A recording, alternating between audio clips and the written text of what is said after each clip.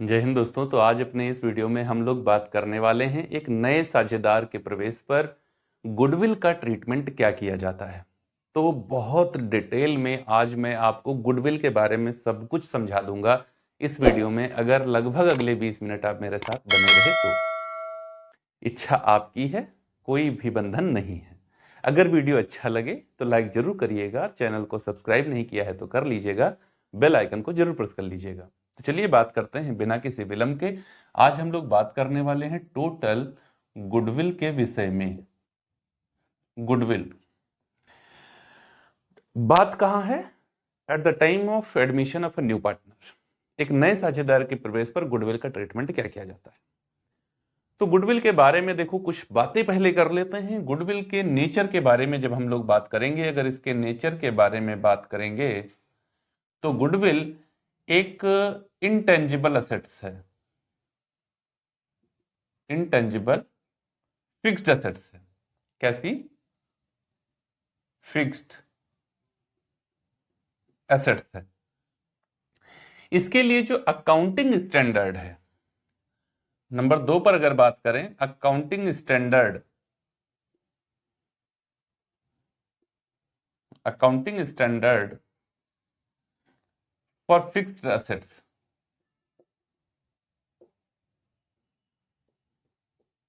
वो कौन सा है? 10 है। 10 को ऐसे, इसको कैसे एएस क्या कहा जाता है? एएस 10 कहा जाता है, ठीक है ना। एएस 10 तो फिक्स्ड एसेट्स के लिए है, हम तो गुडविल की बात कर रहे हैं। तो goodwill is the also part of fixed assets, but goodwill क्या है? इंटेंजिबल है। तो इसके लिए एएस 10 का आर्टिकल 16 काम करता है। गुडविल के लिए, गुडविल के लिए एएस 10 का कौन सा आर्टिकल काम करता है? आर्टिकल 16 is applicable for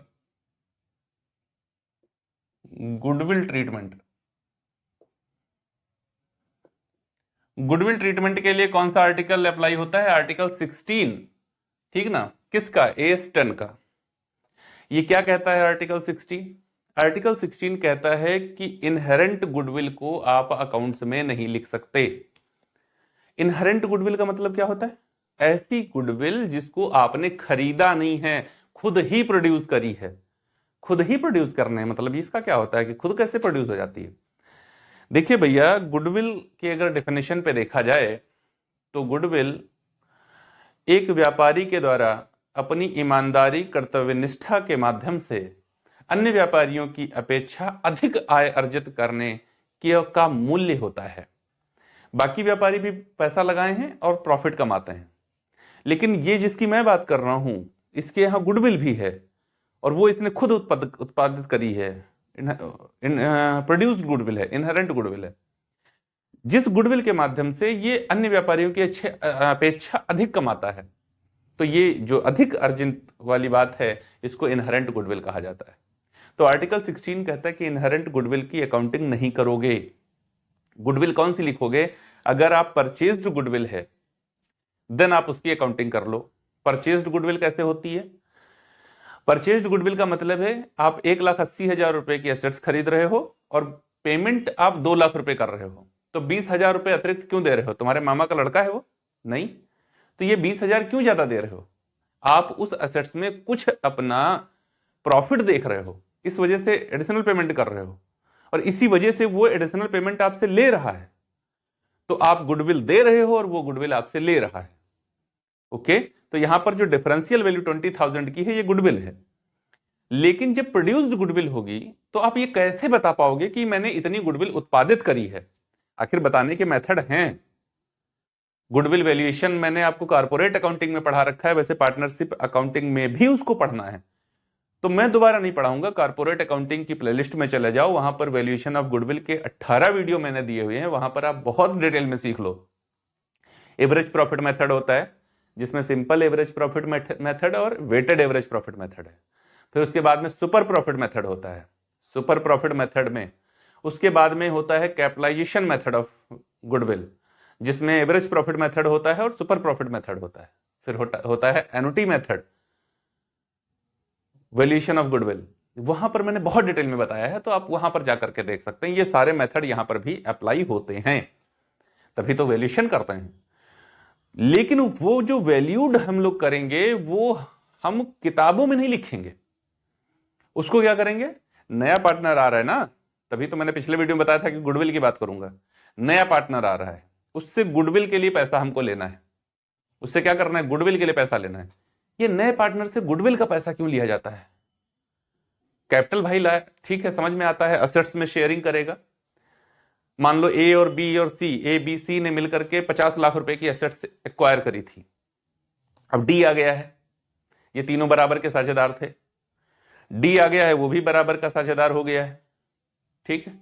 1/4 हिस्सा वो लेगा, तो 50 लाख में 1/4 12.5 लाख रुपए की एसेट्स तो उसकी भी हो गई, तो 12.5 तो भैया दो, क्योंकि जैसे ही तुम आ जाओगे तो एसेट्स में बराबर का शेयर ले लोगे अपने रेशियो में, तो 12.5 पहले दो, तो तब तो 50 लाख में शेयर लोगे, ऐसे थोड़े ले लोगे। तो इस वजह से कैपिटल लाना तो स्वाभाविक है, समझ में आता है कि कैपिटल लेके आएगा। गुडविल क्यों लाएगा, इसके पीछे क्या रीजन है? तो देखो, पहले जब ये ए बी सी इन लोगों ने मिल करके अपनी पार्टनरशिप स्टार्टिंग करी, पार्टनरशिप अकाउंटिंग की, साझेदारी व्यवसाय की शुरुआत करी, तो आप सोच के देखो, जब कोई नई दुकान खुलती है, कोई नई फर्म खुलती है, तो क्या लोग दौड़ के उसके पास अपने आप पहुंच जाते हैं तुरंत पहले दिन से? नहीं, ऐसा नहीं होता ना।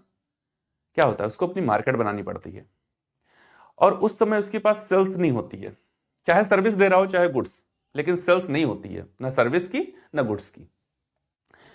फिर जब वो अपनी ईमानदारी वाला काम करता है, ईमानदारी से काम करता है, क्वालिटी वाली वैल्यूएबल वस्तुएं आपको उपलब्ध कराता है या सर्विसेज उपलब्ध कराता है, धीरे धीरे वो अपनी अप्रोच आप तक बनाता है, फिर आपके धीरे धीरे माइंड में उतर जाता है, और फिर आपको लगने लगता है कि यार सबसे बढ़िया तो वही है, और ये जो सबसे बढ़िया वही है, यह एक अच्छा विकल्प है।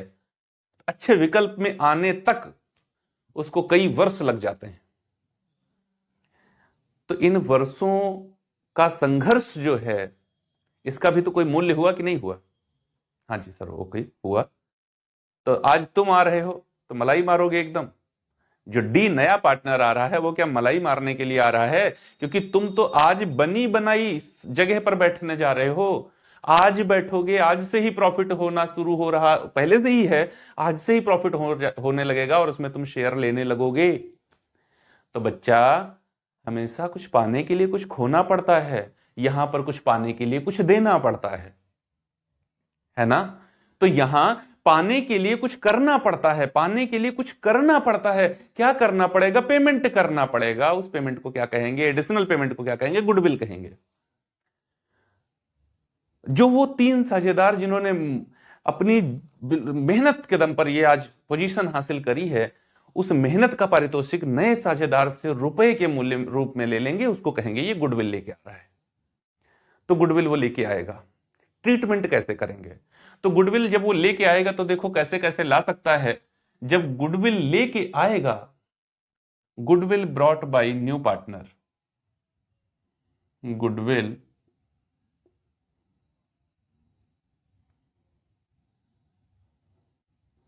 Brought by a new partner.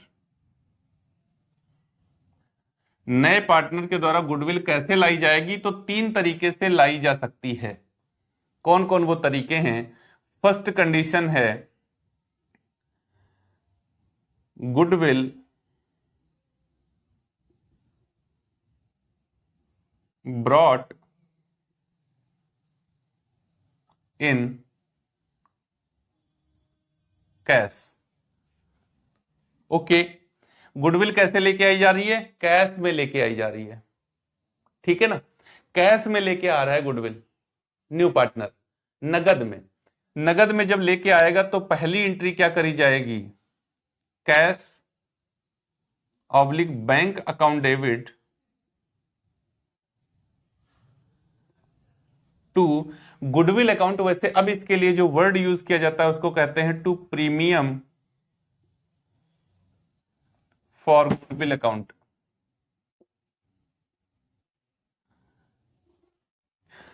For amount of goodwill brought by new partner, for amount of goodwill brought by new partner in cash. New partner कैसे लेके आ रहा है? कैश में लेके आ रहा है, ठीक है ना। नरेशन में नहीं लिख रहा हूं क्योंकि मेरे पास जगह थोड़ी कम है। तो ये गुडविल लेके आएगा, गुडविल को दिखाया नहीं जाएगा, पुस्तकों में नहीं दिखाया जाएगा, तो क्या करेंगे? पुराने साझेदार इसको निकाल लेंगे, क्योंकि भाई ए बी सी जो पुराने साझेदार थे उन्हीं का तो अधिकार था इस गुडविल पर, उन्हीं की तो मेहनत थी। जिसको इन्हें लेना है नए पार्टनर से, तो नए पार्टनर से ये ले लेंगे। तो ये गुडविल जो ये लेके आया है उसको ओल्ड पार्टनर्स निकाल लेंगे। जब ओल्ड पार्टनर्स निकालेंगे तो दूसरी एंट्री क्या करेंगे? प्रीमियम फॉर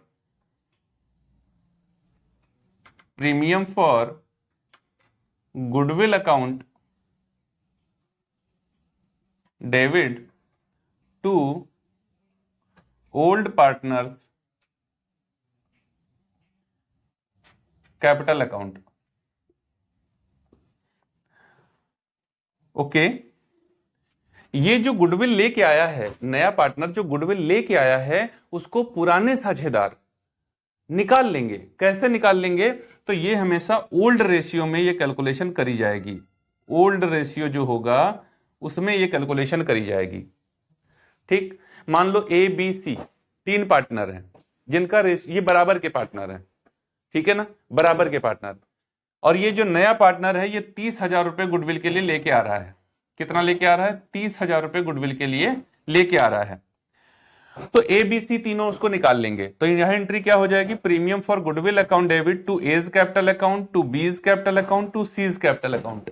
और कितना कितना वैल्यू आ जाएगा? तो इसको बराबर बराबर डिवाइड कर दें तो कितना आ जाएगा? 10,000 रुपए।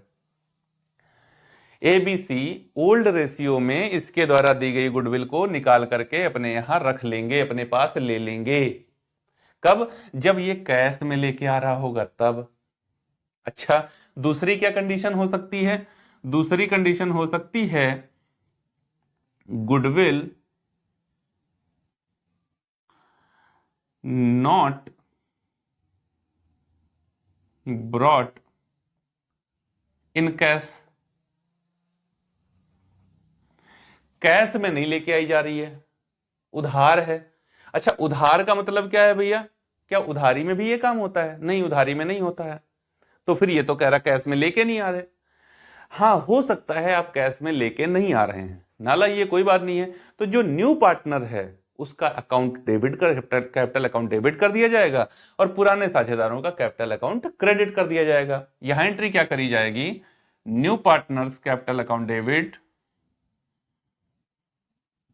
New partners capital account debit to old partners capital account. Okay, यहां एक बात का ध्यान रखना, ये ओल्ड रेशियो में डिवाइड नहीं करते हैं, ये सैक्रिफाइसिंग रेशियो में डिवाइड करते हैं। सैक्रिफाइसिंग रेशियो में, सैक्रिफाइसिंग रेशियो क्या होता है?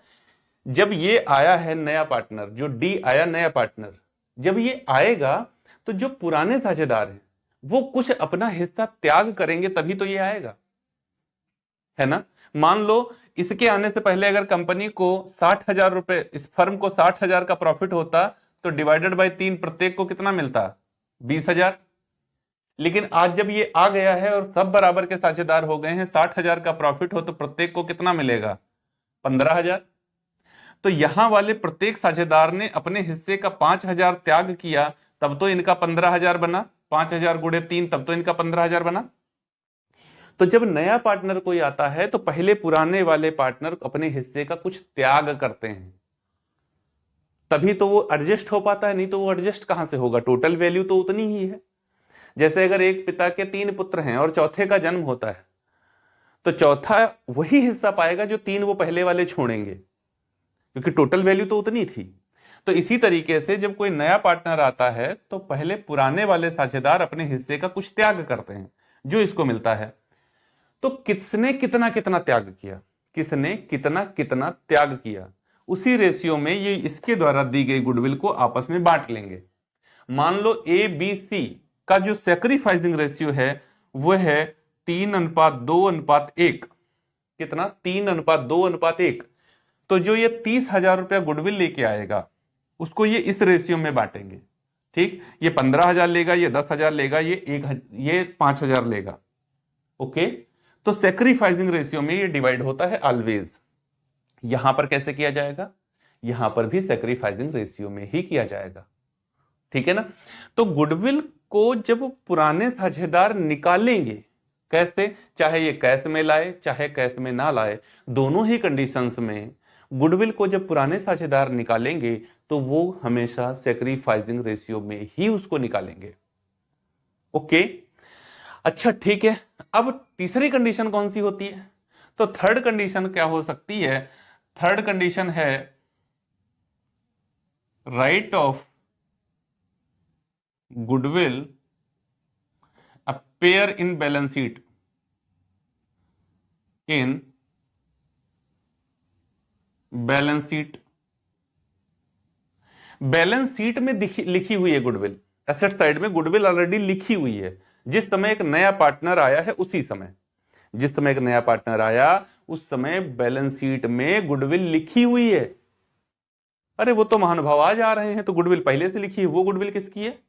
वो गुडविल है पुराने साझेदारों की।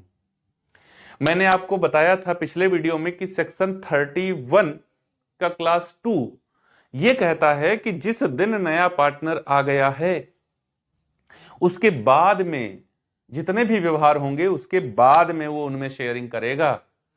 जो उसके आने से पहले घटनाएं घट चुकी हैं उससे उसको कोई लेना देना नहीं है। तो अगर लॉस उसके पहले हो चुका तुम नहीं लोगे तो क्या उसके पहले के प्रॉफिट में तुम्हारी हिस्सेदारी होगी? नहीं होगी। इसीलिए तो रिवैल्यूएशन अकाउंट बनता है, रिवैल्यूएशन किया जाता है। अगर बैलेंस शीट में पहले से ही अपेयर है मेरी गुडविल तो उस गुडविल को कौन लेगा? केवल ओल्ड पार्टनर्स लेंगे। कौन लेगा? केवल ओल्ड पार्टनर्स लेंगे। जब ओल्ड पार्टनर्स इसको लेंगे तो एंट्री क्या करेंगे? यहां समझिएगा, एंट्री होगी old partners capital account debit to goodwill account. और ये कैसे होता है? ये ऑलवेज ओल्ड रेशियो में होता है। ये ओल्ड रेशियो में और ये सब सेक्रीफाइसिंग में क्यों? क्योंकि यहां नया पार्टनर ही गुडविल लाया है। तो नए पार्टनर से मिलने वाली गुडविल को पुराने पार्टनर कैसे निकालेंगे? जितना त्याग कर रहे हैं उस अनुपात में निकालेंगे।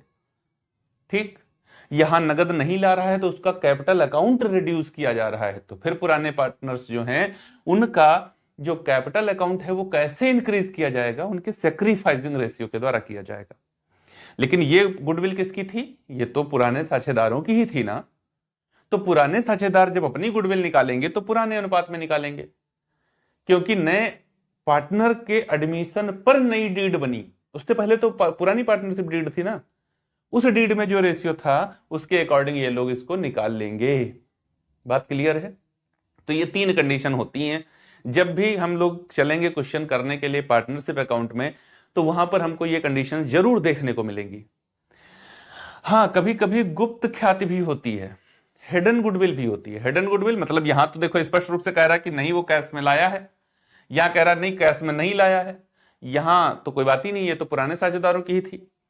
क्वेश्चन के अंदर गुडविल सबसे ज्यादा परेशान करेगी। कहा जाए या ना कहा जाए, सोच के देखना कि गुडविल है जरूर, नहीं कही जा रही तो छिपी हुई होगी। हिडन गुडविल उसको कहता है। हिडन गुडविल कैसे कैलकुलेट करी जाती है ये मैं आपसे डिस्कस करूंगा अगले वीडियो में, और वहां मैं आपको बताऊंगा कि कैसे हिडन गुडविल, छिपी हुई ख्याति, गुप्त ख्याति को कैसे कैलकुलेट किया जाता है। या मैंने आपको बताया एंट्री का तरीका यही रहेगा, चाहे हमारी यहां पर बताई गई ख्याति हो या फिर छिपी हुई ख्याति हो, दोनों ही कंडीशन में एंट्री करने का तरीका बिल्कुल यही रहेगा। अगर ये वीडियो अच्छा लगा हो तो लाइक जरूर करिएगा, चैनल को सब्सक्राइब नहीं किया है तो कर लीजिए, बेल आइकन को प्रेस कर लीजिए ताकि आने वाले वीडियोस की नोटिफिकेशन आपको फटाफट बिना किसी विलंब के मिल जाए। हम लोग मिलेंगे अगले वीडियो में और वहां देखेंगे हिडन गुडविल का कैलकुलेशन कैसे किया जाता है। तब तक के लिए जय हिंद।